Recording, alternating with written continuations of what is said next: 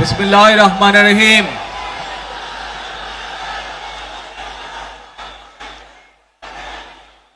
প্রিয় বাংলাদেশ, উপস্থিত প্রিয় মুরব্বীবর্গ, মঞ্চে উপস্থিত জাতীয় নেতৃবৃন্দ, আমার সামনে উপস্থিত প্রিয় ভাই ও বোনেরা এবং মিডিয়ার মাধ্যমে সমগ্র বাংলাদেশ থেকে যারা দেখছেন এই অনুষ্ঠান, প্রিয় ভাই বোনেরা, প্রিয় মা বোনেরা, আসসালামু আলাইকুম। প্রিয় ভাই বোনেরা, আজ প্রথমেই আমি রব্বুল আলামিনের দরবারে হাজারো লক্ষ কোটি শুকরিয়া জানাতে চাই। রব্বুল আলামিনের অশেষ রহমতে আজ আমি আমার প্রিয় মাতৃভূমিতে ফিরে আসতে পেরেছি আপনাদের দোয়ায়, আপনাদের মাঝে। প্রিয় ভাই বোনেরা,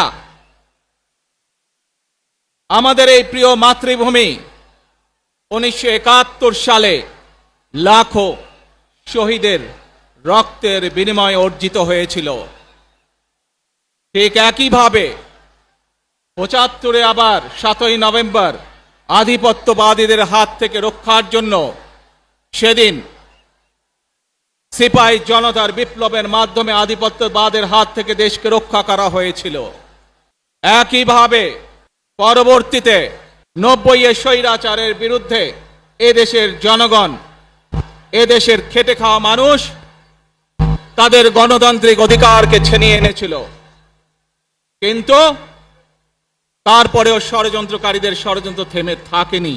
আমরা তারপর দেখেছি 2024 সালে, 71 সালে এই দেশের মানুষ যেমন স্বাধীনতা অর্জন করেছিল, 2024 সালে এদেশের ছাত্র জনতা সহ সর্বস্তরের মানুষ, কৃষক, শ্রমিক, গৃহবধূ, নারী, পুরুষ, মাদ্রাসার ছাত্র সহ দলমত নির্বিশেষে, শ্রেণী পেশা নির্বিশেষে সকল মানুষ সেদিন 2024 সালের 5ই আগস্ট এই দেশের স্বাধীনতা এবং সার্বভৌমত্বকে রক্ষা করেছিল।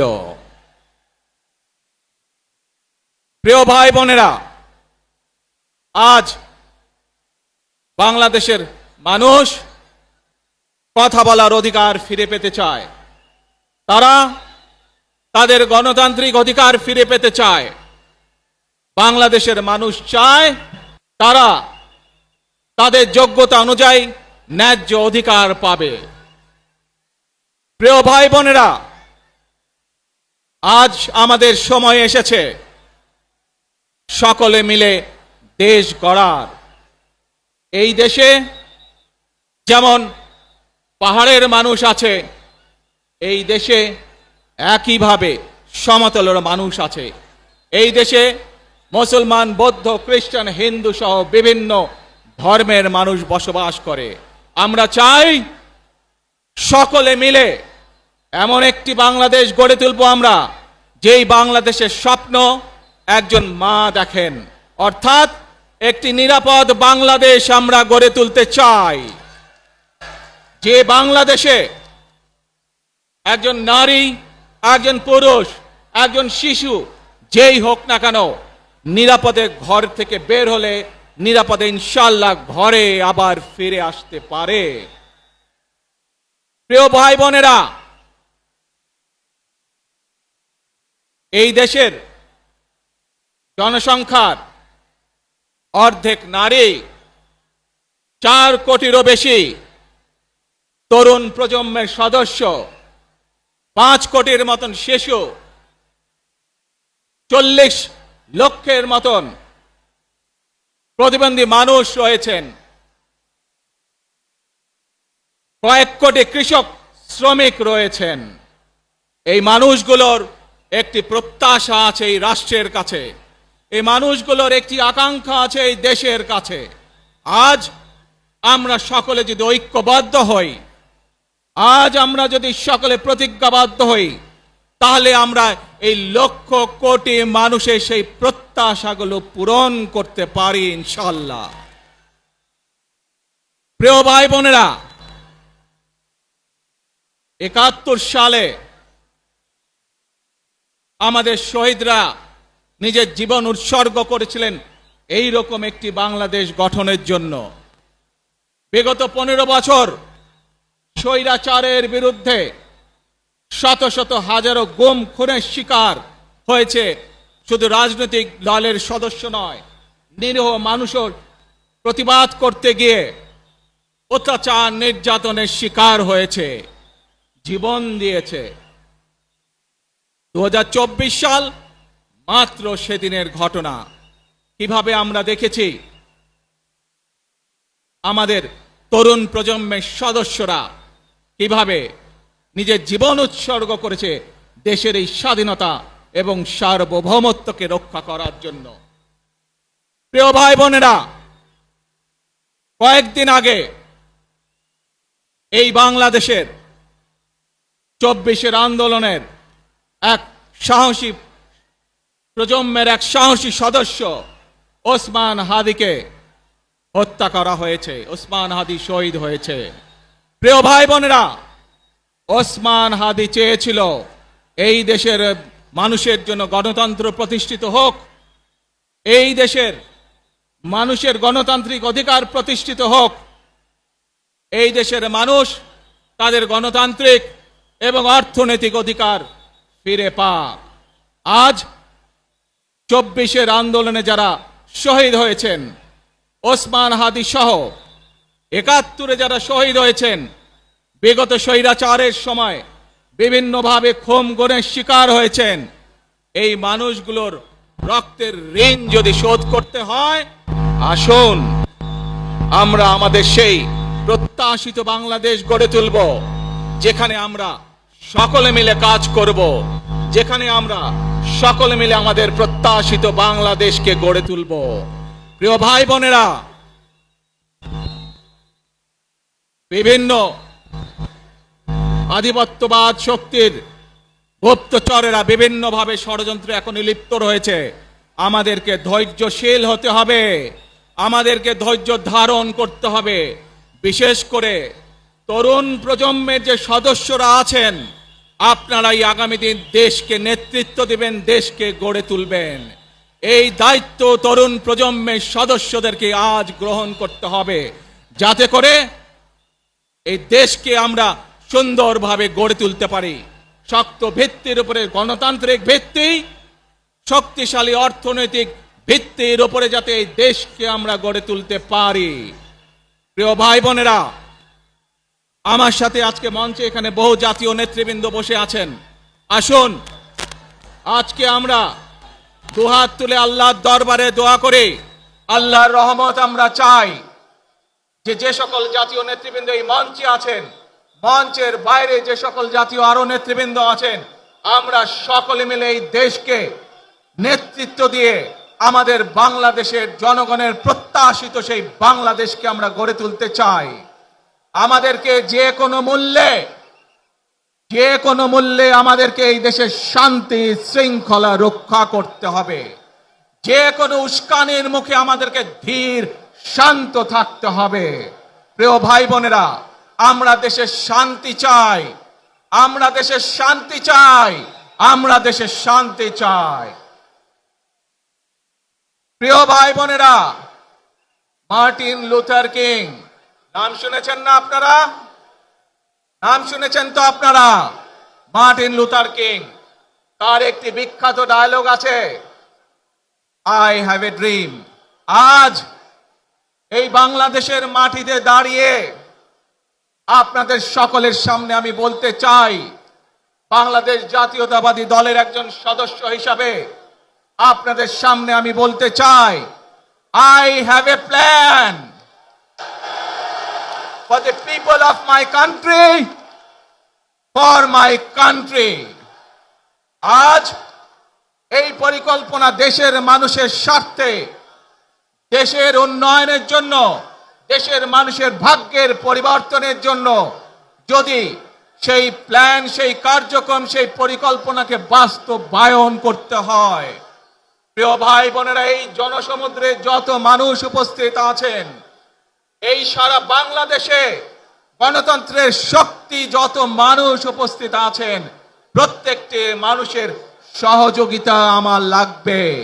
প্রত্যেকটি মানুষের সহযোগিতা আমাদের লাগবে। আপনারা যদি আমাদের পাশে থাকেন, আপনারা যদি আমাদেরকে সহযোগিতা করেন, ইনশাআল্লাহ আমরা আই হ্যাভ এ প্ল্যান বাস্তবায়ন করতে সক্ষম হব। আসুন আমরা আল্লাহ রাব্বুল আলামিনের দরবারে হাত তুলে প্রার্থনা করি, আমরা জানো হে রাব্বুল আলামিন, হে একমাত্র মালিক, হে একমাত্র পরওয়ারদিগার, হে একমাত্র রহমত দানকারী, হে একমাত্র সাহায্যকারী, আজ আপনি যদি আমাদেরকে রহমত দেন, তাহলে আমরা এই দেশের মানুষ কঠোর পরিশ্রম করার মাধ্যমে আমাদের প্রত্যাশিত বাংলাদেশকে গড়ে তুলতে পারবো। আজ যদি আল্লাহর রহমত এই দেশ এবং এই দেশের মানুষের পক্ষে থাকে, আল্লাহর সাহায্য, আল্লাহর দয়া এই দেশের মানুষের উপরে, এই দেশের উপরে থাকে, ইনশাআল্লাহ আমরা আমাদের প্রত্যাশিত বাংলাদেশ গড়ে তুলতে সক্ষম হব। প্রিয় ভাই বোনেরা, আজ আসুন আমরা সকলে মিলে প্রতিজ্ঞা করি, আমরা সকলে মিলে প্রতিজ্ঞা করি যে ইনশাআল্লাহ আগামী দিনে দেশ পরিচালনার দায়িত্বে যারা আসবে, আমরা সকলে নবী করিম সাল্লাল্লাহু আলাইহি সাল্লামের যে ন্যায়পরায়ণতা, সেই ন্যায়পরায়ণতার আলোকে আমরা দেশ পরিচালনার সর্বোচ্চ চেষ্টা করব। প্রিয় ভাই বোনেরা, আজ আপনারা জানেন এখান থেকে আমি আমার মা দেশনেত্রী খালেদা জিয়ার কাছে যাব। একটি মানুষ, যে মানুষটি এই দেশের মাটি, এই দেশের মানুষকে নিজের জীবনের থেকেও বেশি ভালোবেসেছেন, তার সাথে কি হয়েছে আপনারা প্রত্যেকটি মানুষ সে সম্পর্কে অবগত আছেন। সন্তান হিসাবে আপনাদের কাছে আমি চাইবো, আজ আল্লাহর দরবারে আপনারা দোয়া করবেন যাতে আল্লাহ ওনাকে তৌফিক দেন, উনি যাতে সুস্থ হতে পারেন। প্রিয় ভাই বোনেরা, সন্তান হিসাবে আমার মন আমার মায়ের বিছানার পাশে পড়ে আছে সেই হাসপাতালের ঘরে, কিন্তু সেই মানুষটি যাদের জন্য জীবনকে উৎসর্গ করেছে, অর্থাৎ আপনারা এই মানুষগুলোকে, যাদের জন্য দেশনেত্রী খালেদা জিয়া জীবন উৎসর্গ করেছেন, নিজের জীবন, সেই মানুষগুলোকে আমি কোনোভাবেই ফেলে যেতে পারি না। এবং সেজন্যই আজ হাসপাতালে যাবার আগে আপনাদের প্রতি সহ টেলিভিশনগুলোর মাধ্যমে যারা সমগ্র বাংলাদেশে আমাকে দেখছেন, আপনাদের সকলের কাছে কৃতজ্ঞতা প্রকাশ করার জন্য আজ আমি এখানে দাঁড়িয়েছি আপনাদের সামনে।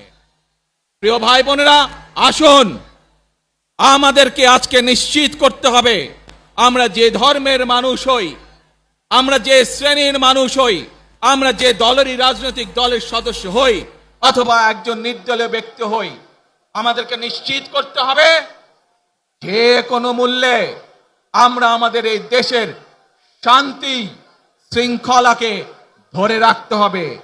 যে কোনো মূল্যে যে কোনো বিশৃঙ্খলাকে পরিত্যাগ করতে হবে।